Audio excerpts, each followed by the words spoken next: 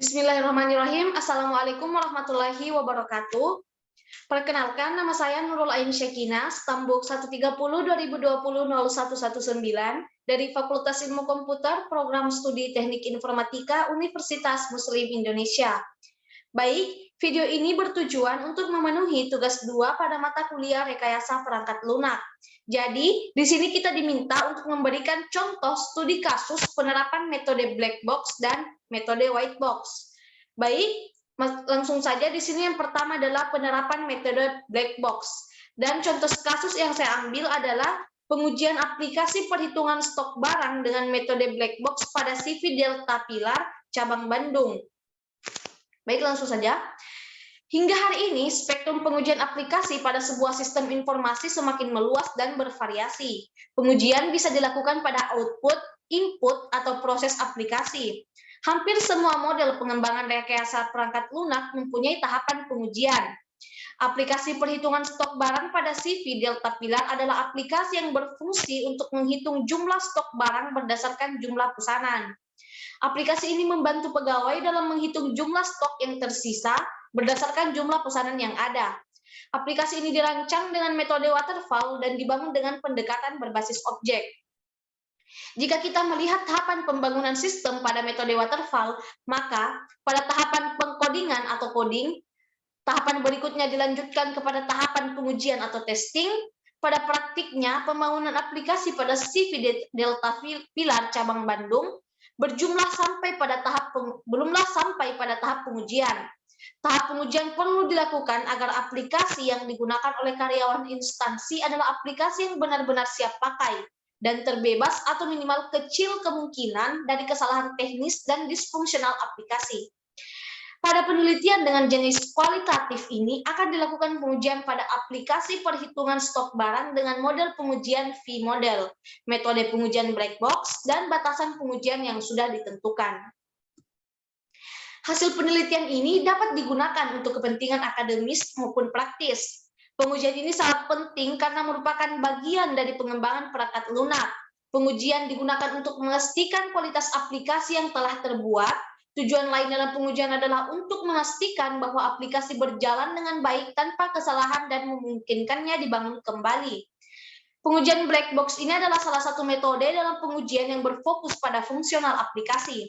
Sehingga pengujian black box bisa mendapatkan rangkaian input case pada aplikasi yang bersifat fungsional pada sebuah program. Pengujian black box bukan tidak dapat dibandingkan dengan pengujian white box, melainkan mereka adalah metode pengujian yang saling melengkapi satu sama lain.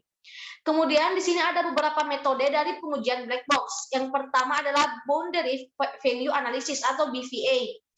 Boundary Value Analysis adalah teknik uji dari metode black box yang melengkapi pengujian equivalence partitioning. Alih-alih memilih elemen apapun dari kelas ekivalensi, BVA mengarah ke pemilihan test case di age kelas daripada semata-mata pada kondisi input. BVA mendapatkan kasus uji dari domain output juga. Yang kedua adalah equivalence partitioning. Teknik ini membantu kita mengurangi jumlah tes kasus. Teknik ini pada dasarnya bekerja pada pembagian domain input program berdasarkan nilai input ke kelas kesetaraan. Kasus uji dihasilkan dari kelas kesetaraan ini yang berasal dari input domain. Kemudian yang ketiga adalah decision table. Decision table adalah pengujian dengan menjadikan inputan dan proses menjadi kasus ujinya. Sebelumnya, dalam membuat kasus uji, kita membuat beberapa kemungkinan input yang dilakukan oleh pengguna. Lalu hasil akhir dapat ditemukan dari reaksi sistem berdasarkan inputan yang sudah ditentukan. Kemudian kita lanjut, yang kedua adalah penerapan metode white box. Di sini studi kasus yang saya ambil adalah pengujian sistem informasi pengelolaan pelatihan kerja UPT BLK Kabupaten Kudus dengan metode white box testing. Baik, studi kasusnya. Perkembangan metode pengujian sistem berkembang seiring dengan berkembangnya metode pengembangan sistem dan teknologi aplikasi yang dibangunnya. Tahapan testing atau pengujian selalu ada dalam salah satu tahapan pengembangan sistem yang ada. Pengujian sistem menjadi penting karena hanya melewati tahap yang mampu menunjukkan kesiapan sistem sebelum diterapkan di lapangan. Pengujian perangkat lunak memiliki peranan penting dalam siklus hidup sistem untuk mendeteksi tingkat kesulitan yang ada dalam tiap proses dengan baik. Pengujian perangkat lunak dilakukan untuk mendeteksi adanya kesalahan yang menyebabkan kegagalan perangkat lunak. Namun, pengujian perangkat lunak menjadi tugas yang memakan waktu dan mahal. Tahap pengujian mampu menghabiskan hampir 50% sumber daya pengembangan perangkat lunak. Secara garis besar, terdapat dua metode yang dikenal dalam pengujian software. Yang pertama, melakukan pengujian dari sisi fungsionalitasnya. Pengujian diarahkan untuk menunjukkan sejauh mana produk dapat memenuhi fungsi sebagaimana mestinya. Metode ini disebut dengan pengujian black box. Pengujian cara kedua adalah dengan menguji cara kerja dari produk tersebut. Pengujian ini diarahkan untuk menunjukkan tingkat kebenaran metode yang digunakan, cara kerja yang sesuai prosedur, dan spesifikasi internal lainnya. Metode kedua ini disebut dengan pengujian white box. Nah, metode pengujian yang digunakan dalam penelitian ini adalah metode pengujian white box. Pengujian white box ini juga dikenal sebagai pengujian struktural, pengujian transparent box, pengujian berbasis logika, atau pengujian berbasis kode. Kata white box atau kotak putih transparan mengacu pada sebuah metode test case, perangkat lunak yang sedang diuji dianggap sebagai kotak atau box.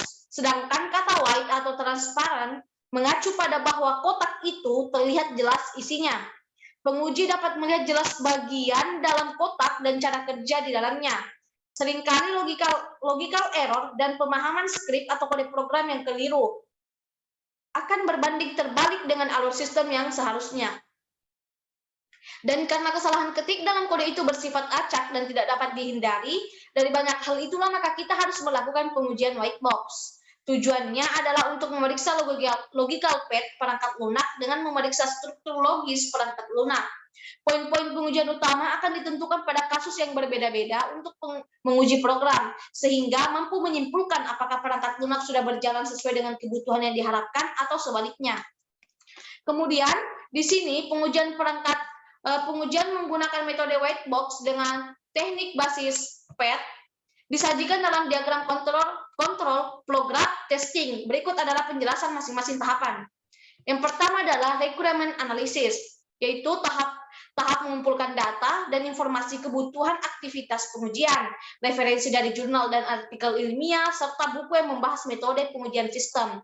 Kemudian yang kedua ada test planning, tahap penjadwalan dan rencana kegiatan pengujian menyesuaikan jumlah unit yang akan diuji dan jumlah tester. Kemudian yang ketiga adalah test case development. Pada tahap ini dibuat desain test case pengujian white box dengan teknik cakupan dengan kontrol flow graph. Kemudian yang keempat ada environment setup, pengaturan hardware dan software yang akan digunakan antara lain sistem operasi, kapasitas memori penyimpanan, dan memori pemrosesan, serta kapasitas jaringan yang digunakan dalam pengujian. Dalam tahap ini, dilakukan pengecekan terhadap kebersihan sistem dari gangguan eksternal, termasuk bersih dari virus komputer. Kemudian yang kelima adalah teks eksekusi. Pengujian sistem seperti rencana yang telah disusun sebelumnya. Tahap ini dilakukan untuk pengujian dengan pembagian tugas menggunakan 3 komputer dengan spesifikasi yang sama. Kemudian yang terakhir adalah test cycle closure. Adalah penyusunan dokumentasi hasil pengujian yang berisi kesimpulan kelayakan sistem. Baik, itu saja tadi penjelasan dari saya mengenai metode studi kasus, metode penerapan black box dan white box.